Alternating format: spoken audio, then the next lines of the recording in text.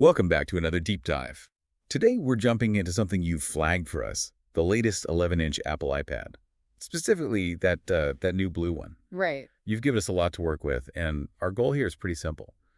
Pull out the really key stuff, the important insights about this device. Makes sense. We'll cover the look and feel, the A16 chip inside, that Liquid Retina screen, storage, connectivity, cameras, security, the whole 9 yards, right down to whether it's actually worth the money. Absolutely. It's always interesting to see how Apple iterates on this blue model. Yeah. It's a nice touch. Where should we start? The design seems like the obvious place. Yeah, let's do that. The material we looked at really emphasizes that sleek, minimalist thing Apple does so well. Aluminum build. Mm-hmm. Feels sturdy, apparently, but still light enough to carry around easily. Big plus for students, maybe travelers too. Definitely. That combination of sturdy but light is key for portability. And the aluminum, it just feels premium, doesn't it? Gives it that durable sense. And the blue. It's described as subtle but distinctive. A nice change from the usual gray or silver, maybe. Yeah, it adds a bit of personality without being, loud. Still looks professional, but lets you stand out a tiny bit. It's a smart choice. Okay, and the design isn't just the color. Those thin bezels around the screen get mentioned quite a bit. Right, and that's crucial for the display experience. By shrinking the borders, the screen itself feels bigger, more immersive. So it pulls you in more, whether you're watching something or working. Exactly. It makes the content the focus, not the device itself. Less frame, more picture. It's a practical design choice, not just aesthetics. Makes sense. Okay, let's shift gears to the engine under the hood, the A16 chip. The sources use terms like desktop-class performance. That's a bold claim for a tablet. It is a bold claim, but honestly, it's getting closer to reality with these chips. What desktop class means here is, well, for everyday stuff, multitasking is just incredibly smooth. Switching apps, loading web pages, pretty much none you'd notice. But where it really shows its teeth is with heavier tasks.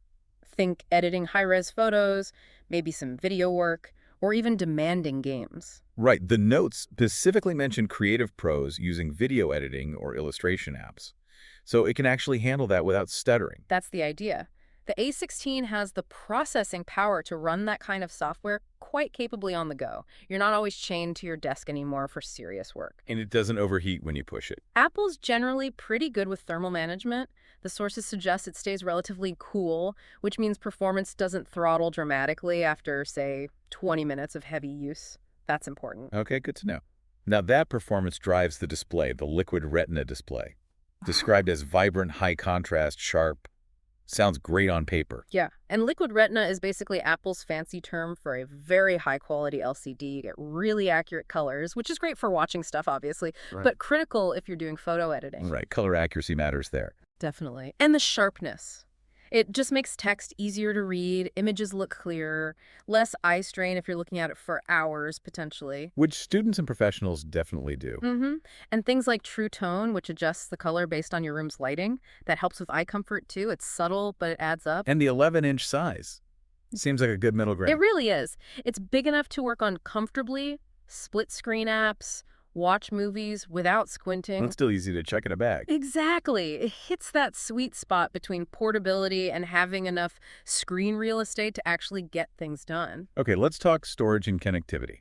This model comes with 128 GB and Wi-Fi 6. So 128 gigs. Is that enough space nowadays? Apps are getting bigger, photos are higher res. It's a decent starting point for many people. Yeah. You can fit plenty of apps, photos, some video. If you rely heavily on cloud storage like iCloud, that might be totally fine. But if you're, say, a video editor storing lots of raw footage locally, then yeah, you might feel the pinch. You'd need to be more mindful of managing space or maybe opt for a higher capacity model from the get-go.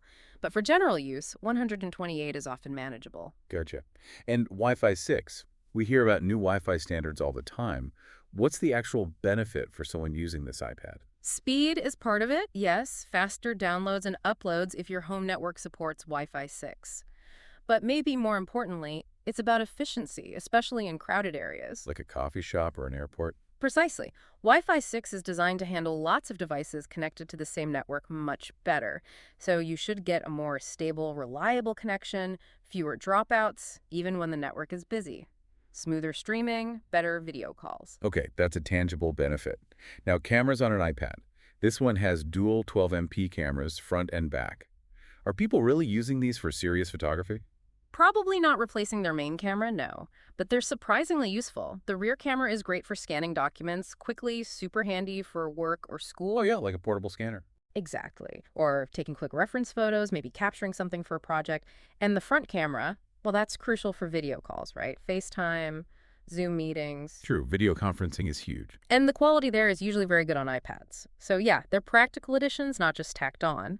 For professionals, maybe capturing detail shots on site or quick behind-the-scenes stuff. Okay, so versatile, if not pro-grade photography tools. What about security? This uses Touch ID built into the power button. We see Face ID on iPhones and some other iPads. Why Touch ID here? Touch ID is still really reliable and very secure. Integrating it into the power button is quite seamless. You just rest your finger there to wake it up and unlock. Convenient. Very. And it works consistently regardless of lighting. Or if you're wearing a mask, which can sometimes trip up Face ID, though that's improved, it's just a proven, fast, secure way to lock your device and approve things like App Store purchases. Apple's commitment to security is strong, and Touch ID is a big part of that. All right, let's talk battery life, always a big one. The claim is all-day performance. What does that realistically mean? 9 to 5. Longer. All day usually translates to around 10 hours of active use, like web browsing or video playback. Obviously, if you're doing intense gaming or video editing constantly, it'll be less. But for a typical day of classes, meetings, browsing, it should hold up. Generally, yes. The A16 chip isn't just powerful, it's also pretty power efficient, so it balances performance with battery conservation quite well. It gives you that freedom to leave the charger behind for the day, which is huge for portability. Absolutely. Okay, pulling it all together, usability and the software experience, it runs the latest iPad OS. How does that OS work with this hardware? Apple's strength has always been that tight hardware-software integration. iPad OS is designed specifically for the tablet form factor. It's not just a blown-up phone OS. Right, features like split view, slide over. Exactly. Multitasking feels pretty natural. File management has gotten much better over the years. It just feels intuitive, whether you're tapping, swiping, using the pencil, or even attaching a keyboard. So it's easy to pick up, even if you're coming from, say, a Windows laptop. There's a learning curve, like with anything new, but it's generally considered quite user-friendly. It balances simplicity for basic tasks with deeper features for power users. You can customize your workflow quite a bit. We've touched on creative and professional use.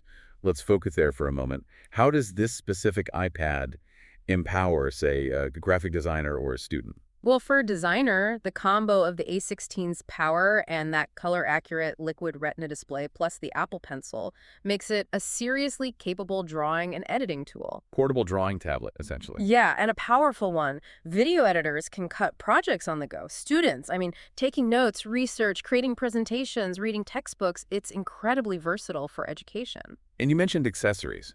Adding a keyboard or pencil really changes things. Absolutely. With a good keyboard case, it becomes a very capable, lightweight laptop replacement for many tasks. The pencil unlocks all that creative potential.